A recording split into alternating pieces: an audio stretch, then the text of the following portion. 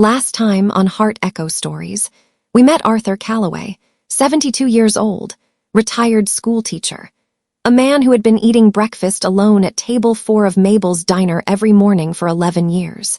A man who had built a careful, quiet life around the edges of grief a circumflex euros, around the loss of his wife Margaret, who had left handwritten notes between the pages of his books, and who had been gone 8 years, and who Arthur still walked toward in his evening walks, still carried in a shoebox of small paper memories under his bed. Then a leaner Marsh came and sat at table 7. And in 11 mornings a circumflex euros, 11 breakfasts, 1 evening walk, 1 moment at a pond at sunset a circumflex euros, Arthur's carefully constructed silence began, very slowly, to come apart at the seams. And then, on the morning a leaner was leaving, as Arthur was about to say something that he had not said to anyone in 8 long years a circumflex euros, his phone rang. His daughter Linda was calling, on a Tuesday. And a leaner held his hand across the table, and the story stopped. Until now, welcome back to Heart Echo Stories. This is part 2 of The Stranger at Table 7.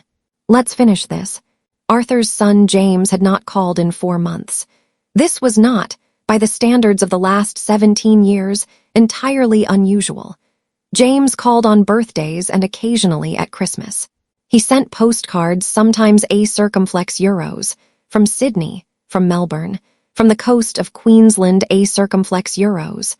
Postcards with brief, friendly messages that told you everything about where he had been and nothing at all about how he was. Arthur had kept every one of those postcards in the same drawer as the crossword puzzles he hadn't finished, which was not, he recognized, a particularly hopeful place to keep them. James had left at 32. He had met a woman named Carrie at a conference a circumflex euros. James was an architect. Carrie was an environmental consultant a circumflex euros. And 6 months later they had moved to Australia, and the distance had started as geography and become, over years, something else. Something less easy to name but much harder to cross. Arthur had never asked James to come home. He had never said, "I miss you. I need you here." He had sent birthday cards and answered postcards and told Linda when she asked that things between him and James were fine. That James was busy. That Australia was far. That these things happened.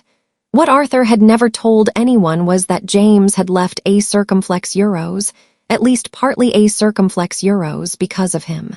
Not because Arthur had been cruel. Not because there had been a dramatic, movie-style fight with shouting and slammed doors. It was quieter than that, more devastating for being quiet. Arthur had been a good father in all the ways that could be measured. He had come to every school event. He had paid for college. He had been present at every dinner table, every holiday, every milestone. But Arthur Calloway had always been better at teaching other people's children than understanding his own. And James a circumflex euros, sensitive, artistic James, who had wanted to be a painter before he became an architect, and had given it up without Arthur ever quite noticing what the giving up had cost him a circumflex euros. James had always needed a different kind of father than the one Arthur knew how to be. Margaret had been the bridge between them. She had spoken James's language in ways Arthur had not known how to learn, and when she died, the bridge had gone with her. Linda knew some of this, not all of it. What Linda was calling to tell Arthur on that Tuesday morning was that James had called her the week before. James was sick, not a cold, not something minor. James had been diagnosed 3 months ago with a serious heart condition. He had been having surgery. He was recovering now a circumflex euros. Linda was careful to say this. He was recovering. He was going to be all right a circumflex euros, but he had been in the hospital, and he had not told Arthur, and now Linda could not keep it from their father any longer. He didn't want to worry you, Linda said. Arthur said nothing. Dad, Linda said, are you there? I'm here, Arthur said. His voice was very steady. The voice of a man who has spent 40 years speaking clearly to rooms full of children and who has learned to keep things level in his chest even when they are not level at all. He's all right now, Arthur said. He's recovering well. Carrie says he's being difficult about resting, which apparently means he's feeling better. Arthur said, he should have told me. I know, Dad. He should have a circumflex euros. I would have a circumflex euros. Arthur stopped. His voice had changed. Not much, but enough. Elinor's hand was still on his. He looked down at it. A woman's hand. Warm, still. Dad, Linda said gently. Maybe you should call him. There was a silence. Maybe, Arthur said. He hung up. He sat at table 7 in Mabel's diner and looked at his coffee going cold and did not say anything for a long moment. Then Elinor said, Arthur. And he looked at her a circumflex euros, really looked at her a circumflex euros, and something cracked. Not broken, not catastrophic. The kind of crack that lets light in, he said. My son has been sick. He didn't tell me. I heard, Elinor said softly. A little. He didn't tell me, Arthur said again. Because he didn't think I would a circumflex euros. He stopped again. Because we never learned how to a circumflex euros. He put his hands flat on the table. His jaw was tight. Elinor said, Do you want to tell me about him? Arthur looked at her. You're leaving today, he said. My flight is at 4 o'clock, she said. It is 9 in the morning. We have time. So Arthur talked. He talked about James. About the paintings James had done as a teenager that hung for years in the upstairs hallway of their house a circumflex euros. Bold, strange, colorful paintings that Arthur had looked at every day without ever asking James what they meant. He talked about the day James had shown him a sketch for a building he had designed, early in his career, and how Arthur had said it looked interesting, and then changed the subject to a news story he had been reading, and how James's face had done something very small and very final in that moment, like a door clicking shut. He talked about Margaret, who had always said, You love him, Arthur, but he needs you to show him. Those aren't the same thing.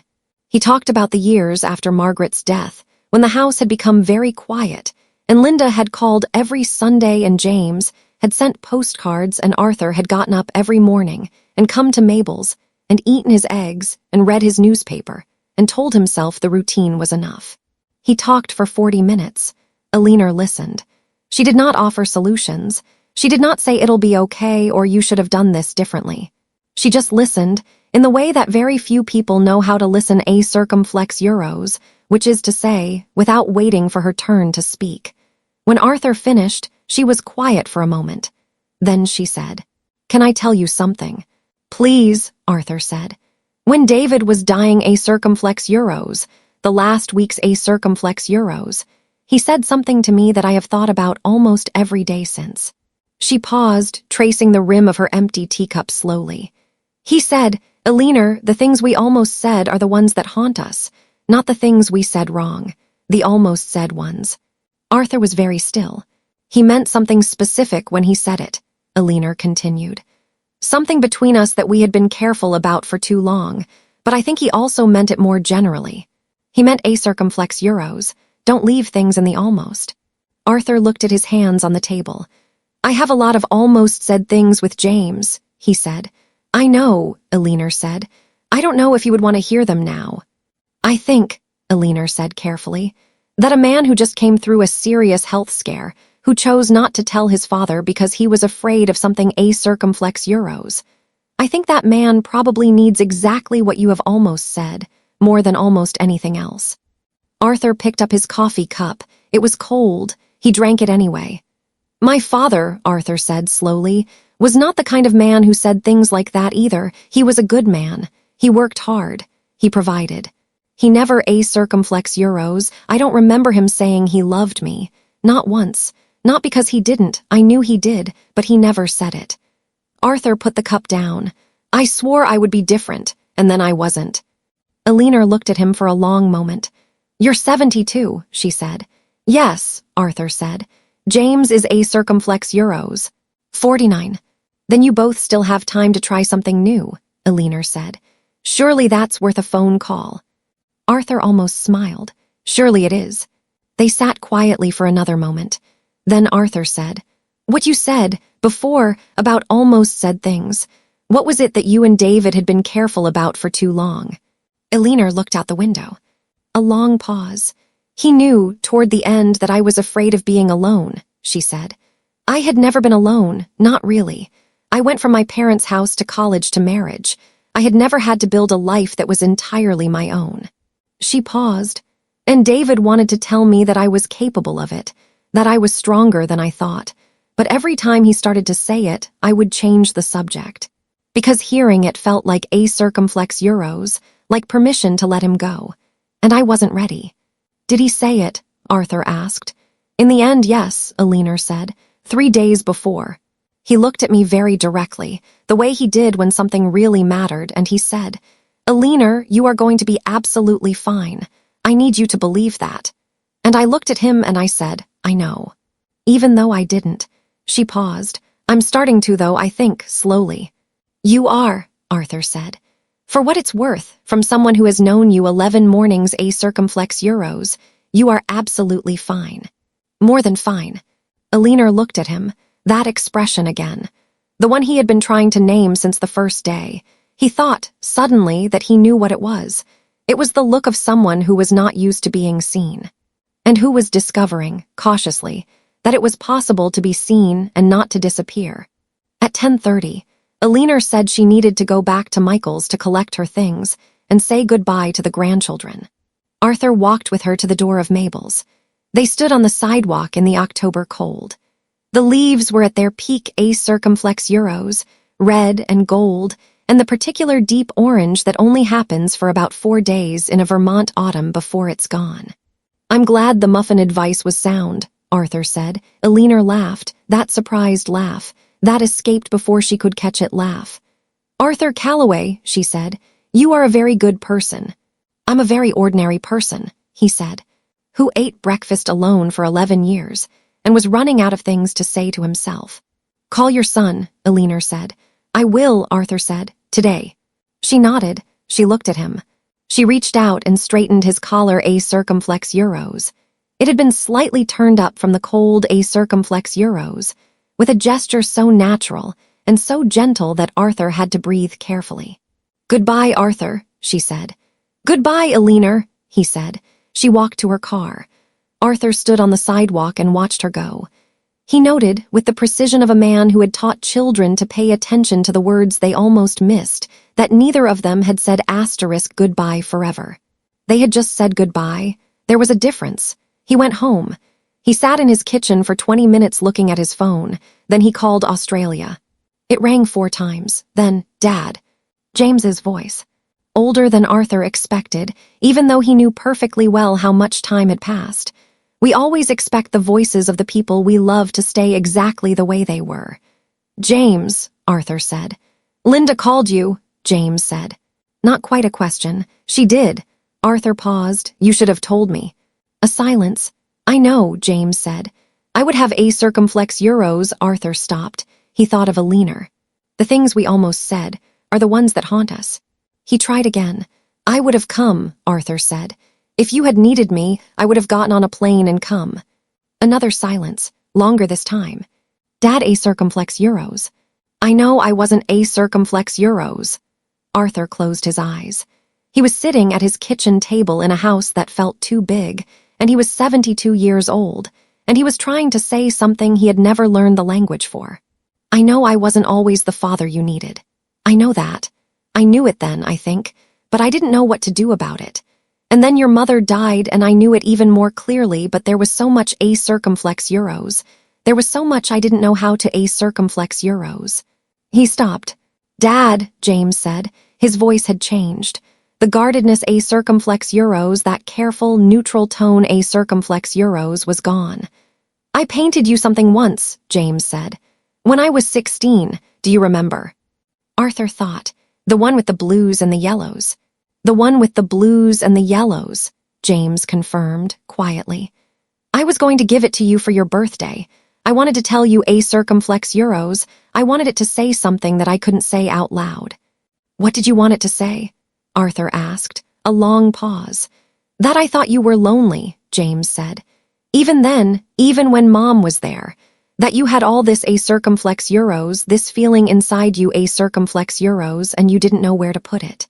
And I wanted you to know that I saw it. I'm here, Arthur said. I'm sorry I didn't tell you, James said. About being sick. I was a circumflex euros. I was scared. Not of the surgery. Of calling you and not knowing what to say, and then one of us saying the wrong thing and the distance getting bigger somehow. I thought it was safer not to. A pause. That was probably stupid. No, Arthur said. I understand it completely. I've been doing the same thing for 17 years. James laughed, a short, rough, surprised sound. The same laugh, Arthur realized, with a clarity that hit him like cold water, as Aliner's laugh. That escaped, not quite expected, didn't know it was coming laugh. The laugh of someone who hadn't expected to be surprised by another person. How are you? Arthur asked. How are you actually? I'm good, James said. Getting better. Carrie is watching me like a hawk. The kids are visiting every other weekend and driving me completely crazy in the best possible way. Kids, Arthur said, a pause. Did I not tell you about the grandkids? James said in a voice that suggested he already knew the answer. You have children, Arthur said. 2, Emma is 8, Tom is 6. Arthur sat at his kitchen table in his too-big house and thought, I have 2 grandchildren I have never met. He thought about Aliner's grandchildren, the small ones she had come to visit, the ones for whom she played piano in the evenings. I would like to meet them, Arthur said. Yeah, James said, and his voice was thick now. Yeah, I'd like that too. Carrie won't mind. Carrie has been telling me to call you for 3 years, James said. She is going to be insufferably pleased about this. Arthur smiled. He hadn't expected to smile, but there it was. James, he said. Yeah, Dad. I love you. The words came out steady, simple, the way the truest things come out when you finally stop being careful with them. I should have said that more, I know that. I'm saying it now. James didn't say anything for a moment. Then, I love you too, Dad. They talked for another hour and 40 minutes. 3 days later, Arthur received an email. He didn't get many emails. Linda sometimes sent articles she thought he'd like. Paul sent chess puzzles occasionally. Beyond that, Arthur's email was mostly newsletters he didn't remember subscribing to and notifications from his bank. This email was from an address he didn't recognize. The subject line said, From Table 7. Arthur sat up straight in his kitchen chair. He opened it. Dear Arthur, *. I'm writing from Portland. Susan's guest room has a very nice window that looks out over the water, and I've been sitting here for the last 20 minutes trying to work out how to begin this, so I've decided to simply begin. I wanted to tell you, I hope you called your son. I also wanted to tell you something I didn't quite manage to say on the sidewalk outside Mabel's, and which has been sitting in my chest, somewhat inconveniently, for 3 days. I have not felt like myself *. Like the person I was before I lost David, before the quiet took over *. I have not felt like that person in 3 years. And then I sat across a diner table from a man who knew things about blueberry muffins and Robert Frost and the exact right way to describe grief. And for 11 mornings I was, briefly, entirely myself again. I don't know what to do with that. I'm 69 years old and I don't entirely know what I'm trying to say. But David told me not to leave things in the almost. So, I wanted to say thank you. And I wanted to say that if you ever find yourself in Portland, or if I ever find myself back in Vermont, I hope we might share another muffin. And I wanted to say that what you almost said *. Before the phone rang *. I would have liked to have heard it. Warmly *. Aliner *. Arthur read the email twice. He went to the window. October was nearly November now. The last of the leaves were down. The world was becoming its spare, honest, winter self. Arthur thought about 40 years of teaching. About the poem he had read every single year, the Frost poem, the one about coming home and being taken in. About Margaret's notes in the shoebox under his bed. About a phone call to Australia and the sound of a son's voice changing. About 2 grandchildren named Emma and Tom who were 8 and 6 years old and who did not know their grandfather yet. About a woman with white hair and a dark green coat who had laughed like something escaping. He sat down at his kitchen table. He opened a new email. He typed, Dear Aliner. He paused. He thought about what he had been about to say, on the sidewalk, before he'd talked himself out of it. The thing he had carried in his chest through the phone call with James and the 3 days since and the email he had just read. He typed, I called James. We talked for nearly 2 hours. I have 2 grandchildren I've never met. I am planning to go to Australia in February. There are a great many things I have left in the almost over the course of my life. I am trying to do better. What I was going to say on the sidewalk was this. I know you came to Vermont to visit your son. I know you are in Portland now. I know that you and I met 11 days ago in a diner, and that this is, by any reasonable measure, far too little time to feel the way I find myself feeling. But I am 72 years old, and I have learned, more clearly than I ever thought I would, that the mornings are finite. And I would very much like to use some of mine having breakfast with you again. I will be in Vermont for the foreseeable future. I have a vegetable garden that gets out of control in summer and an evening walk that goes past a pond. I have a chess game on Thursday evenings that resumed last week and a crossword puzzle that I do every morning. I have a kitchen that feels too big and a house that has been quiet for 8 years. And I have the distinct impression that it doesn't have to stay that way. If you would like, I would like to call you. Not email, call. A circumflex euros, Arthur asterisk. He read it over once. He pressed send. 4 minutes later, his phone rang. He knew before he looked at the screen who it was. He answered. That was very fast, he said. I was sitting here looking at the water, Elinor said, waiting to see if you would be brave enough. And, Arthur said, and, Elinor said, I think you might be. Outside Arthur's window, the November morning was gray and cold and stripped of all its autumn color. The maple by the fence was bare. The garden was finished for the year. The world had gone spare and quiet. Arthur Calloway stood in his kitchen and talked to Elinor Marsh for the second time in 3 days and the 12th time in his life. She told him about Susan's house and the view of the water. He told her about James, about Emma who was 8 and Tom who was 6, about Australia in February. She said, Will you be frightened, going back after all this time? Yes, he said, terribly. Good, she said. That means it matters. He smiled.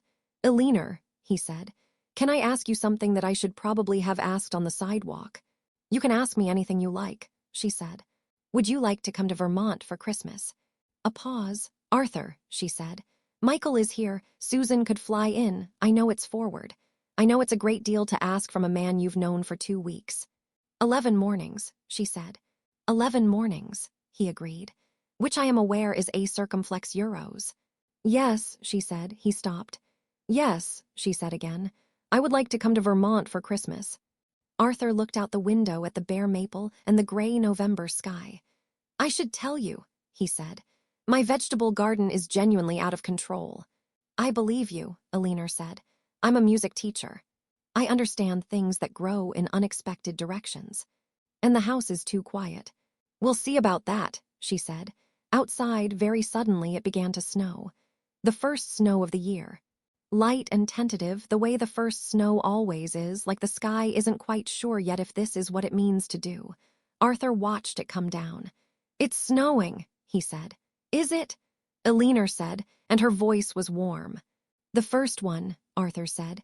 I always liked the first one. Tell me about it, she said. I'm looking at water. Tell me what the snow looks like. So Arthur told her.